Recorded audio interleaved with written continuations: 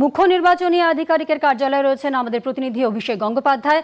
Vote সংক্রান্ত কত অভিযোগ জমা পড়েছে কমিশনের কাছে? অভিষেক, দেখো তানিয়া, আজ সকাল থেকেই যেটা তোমাকে বলে রাখি, আজ সকাল থেকেই কমিশনের কাছে ভুরি ভুরি অভিযোগ জমা পড়ছে এবং এই ভুরি ভুরি অভিযোগটা বিশেষ করে বর্ধমান পূর্ব, বর্ধমান দুর্গাপুর, কৃষ্ণনগর, রানাঘাট এইসব এলাকা থেকে ভুরি ভুরি অভিযোগ জমা পড়ছে এবং এখন অবধি প্রায় ধরে নাও 1000-এরও বেশি সংখ্যক অভিযোগ বিভিন্ন অ্যাপের মাধ্যমে জমা পড়েছে।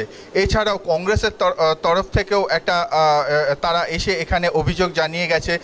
বীরভূম, বোলপুর, বহরমপুর একাধিক এলাকায় তাদের প্রার্থীদেরকে ভোট দিতে বাধা দেওয়া হচ্ছে, তাদের প্রার্থীদের কাজ করতে দেওয়া হচ্ছে না, সেখানে কর্মীদের নানা রকমভাবে হ্যারাসমেন্ট করা হচ্ছে।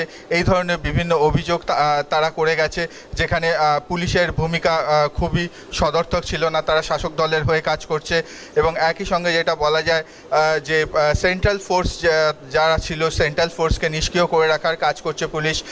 তো এই ধরনের নানা রকম অভিযোগ সকাল থেকে আসছে এবং কমিশনের কাছে সেই অভিযোগগুলো যেইমাত্র এসে পৌঁছচ্ছে তারা দ্রুততার সঙ্গে সেই ব্যবস্থাও নিয়েছেন এবং ইতিমধ্যে অধীর চৌধুরী বহরমপুর থেকে একাধিক অভিযোগ জানিয়েছিলেন এবং সেই অভিযোগগুলো যথাযথভাবে নিষ্ক্রিয় করা হয়েছে বলে তিনি প্রশংসাও করেছেন কমিশনের।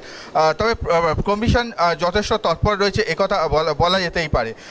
অন্যদিকে যেটা দেখা যাচ্ছে যে কিছু বিক্ষিপ্ত ঘটনা ঘটেছে, যেমন সিপিএম সমর্থকের মাথা ফেটেছে, কোথাও ইভিএম খারাপ হয়েছে এবং সেখানে ইভিএম ঠিকমতো কাজ করছিল না, ফলে জটলা সৃষ্টি হয়েছিল। কোথাও ভুয়ো ভোটার তারা বুথের সামনে জটলা সৃষ্টি করেছে এবং একাধিক বিষয় উঠে এসছে।